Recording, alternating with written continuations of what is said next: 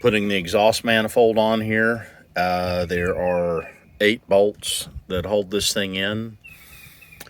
There's a difference in the 98 and 99 specs, where on the 98 ones there was just a lock washer and actually moly lube or grease on the threads.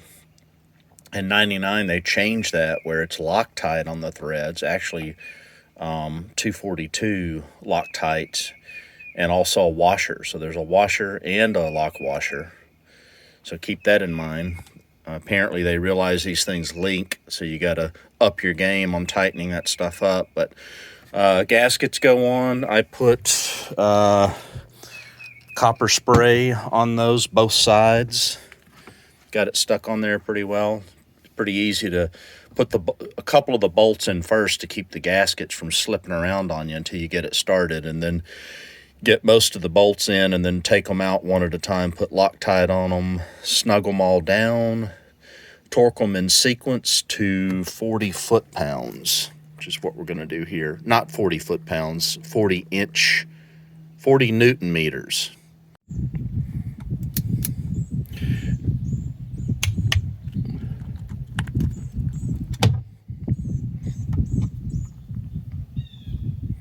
Doing this with one hand so you can see I've already torqued them. All done. Those are all 40 Newton meters, so that should be good. So now I've dropped in the whole pipe in one piece. This is loose so that I can articulate it a little bit. You kind of have to work it in there and twist it around, but it's better to try to work with it in one piece than take it apart in 2 pieces. So right now I am just putting it in here for a test fit and making sure I can get to all the bolts, kind of as a dress rehearsal, because I've never done one of these before. And somewhere over here is that's the little coupler that goes in between these. I want to make sure I can get that on. So once I get it all adjusted and figured out, I'll take it back out. We'll finish our oil system. Also gonna check to make sure I can still get to my carbs and put them down in there. Gonna be a little bit of a pain in the neck to get to the bolts, I can tell, but that won't be too bad now that I know where everything is. So I got pretty much all the bolts in, just testing everything out, and one of the battles that I'm going to have right away is going to be getting this coupler on. I'm thinking maybe I might have to put the coupler on first before I work this pipe down in here, and then kind of wrestle it on that thing. That's going to add a lot more tension and frustration to getting this thing down in there. And then I also found out the little bracket in the back, the grommets come out pretty easy, so I got to be careful with that, and probably put those in just before I start to tighten things up and adjust it. The water hose down there, you can see that. I didn't know there's just barely enough room where I can get my arm down in there and work that thing on, but I think I'm going to do it that way. It's probably easier to disconnect it all the way from the back. I considered putting a T or a union coupler there and doing it that way, but I was able to get it done without too much frustration, so I'm just going to go with that. This can all be loose. Didn't have much trouble with that thing getting that lined up. Got a little worried at first because I kept thinking that was the screw hole, but it's not, and it was not even close, so that's all good. This, that worked out okay. I'm gonna leave that a little bit loose. I wanted to put some copper coating on that copper ring that's inside there, but I think if I do that, it's gonna stick and harden on me and make this thing where it won't articulate into position. So I think I'm not gonna do that. I might regret that. That might end up being an exhaust leak, but we'll see.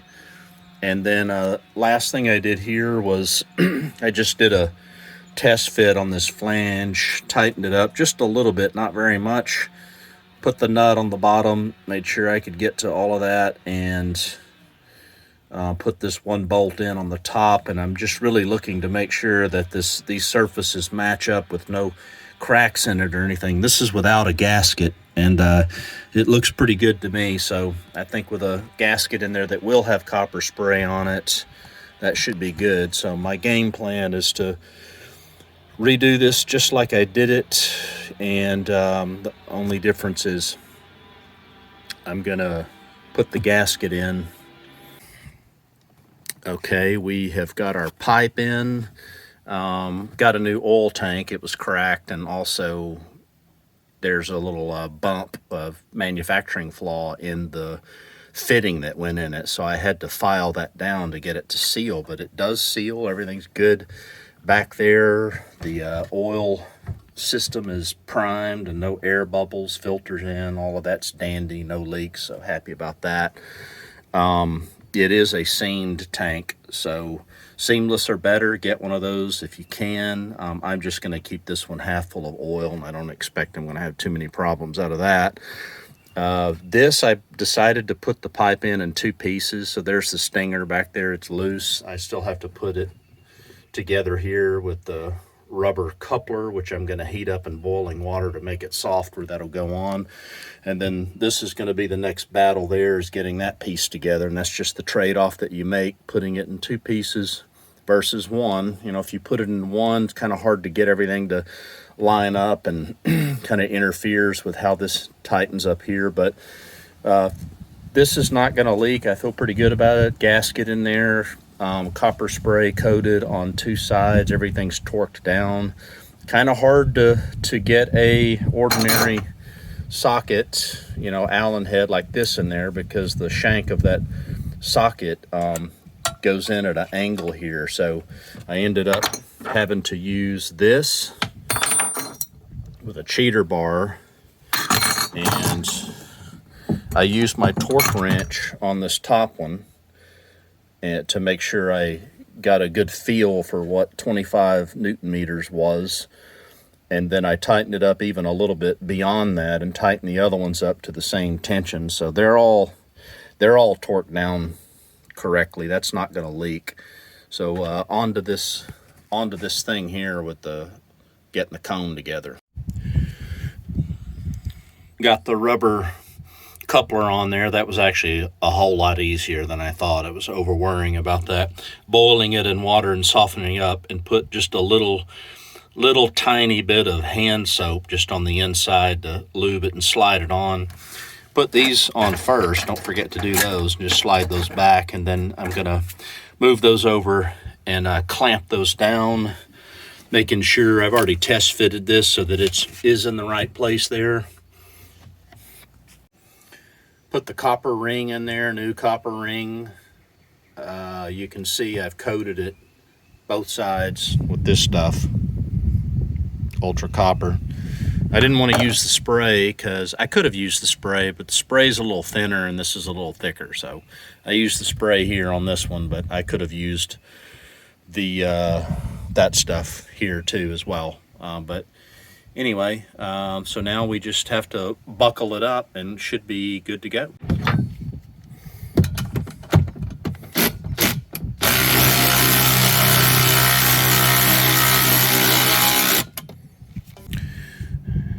Okay, that finishes the exhaust. Glad that's over with. Wasn't too bad, actually. It's just a little tedious and time consuming, but if I had to do it all over again, it would go pretty quick. So all in all, wasn't really as bad as I was thinking it was going to be. So now next steps are moving on to putting these carburetors on.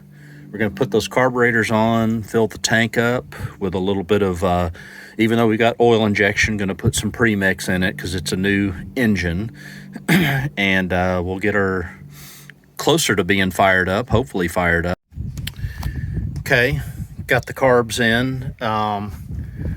That was a little slow going. I wouldn't say it was hard. It's just kind of tedious.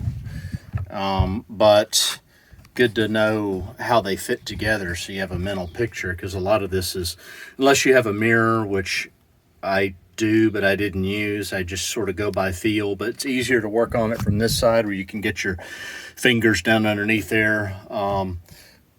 good to have the right tools too. A long reach Allen socket is really good. I didn't have that, so I had to do it old school with those. But just a little slow going, wasn't too bad. Got all that in place. So everything is hooked up. Even got our ray valves in here. That's all set up. So now we're gonna put some gas in the tank and see if we can get her to run. Putting gas in old school, siphon. Just a tip, I took the return line off there and blew in it with my mouth, which pressurized the gas tank and pushed fuel all the way up to the carburetor through the main line there. So that's actually a good way to test your fuel system, but also a good way to get fuel up to your carb so you don't have to waste so much time cranking. So I got it started where it seems to spark up pretty good every time, but I found out I had a significant leak right here in the seam where these two join together. So I had to take it apart and was wondering what I was going to do about that. It had me worried, but I'd put a bigger, thicker coat of copper sealant all the way around the inside of both of those edges as much as I could. I mean, I really glommed it on pretty good and then tightened it down and loosened the cone bracket in the back to make sure it had every chance to mate up correctly, and it did finally seal. So I was wrong when I said there's no way that's going to seal or leak. It did leak a little bit, but I fixed that. Now I'm getting a little bit of smoke coming out of the water regulator, and it's coming through this tube. I believe it's coming through this tube, but it could also be coming up from the bottom too. These things are known to leak. I'm going to see what happens when it gets water in it, because when it's loaded with water, the water actually pushes up through this tube, so it'll be full of water, so smoke can't backtrack through there. That's for the injection here. But the fact that smoke was coming out at all kind of makes me think there might be a little bit of a leak opportunity there, but more on that later. So now what we're doing is we're putting in the carbon seal and the drive shaft. We've got a new PTO boot. So I'm just putting all this together. Got two new rubber bumpers that go on the ends of the drive shaft. Those are in. You got to have both of them on these 2 strokes. The 4 strokes, there's only one for some reason, but one on each end. I am reusing this carbon seal. It looks like it was in good shape.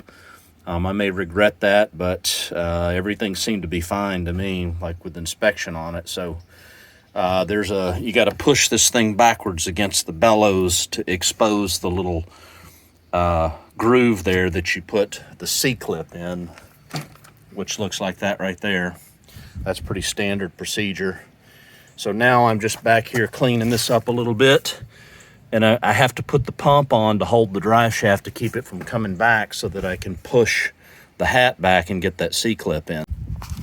A little tip, if you didn't already know this, but there's a bunch of techniques to put this clip back in where you have to push this hat back. And what I do is I put the right size piece of wood between the motor mounts. Sometimes it's the PTO, like on the 717 engines. And then you take a pair of channel locks and set it up where the edges, the handles go on the hat, and then you can just push it back and reveal that clip slot and then push the clip on. It takes about 10 seconds. Okay, PTO's in place. I use 2 zip ties, a big heavier duty one here at the top. Not that that matters a lot, it's just what I had, and then a little bit of a smaller one down on the neck. And the thing is what I do is I put this one on first, and then I pump that Zerk fitting up with a grease pump and pump it up until you start to see it push the drive shaft back. It'll actually push it back, which is good because that puts pressure against your carbon seal to help it seal better.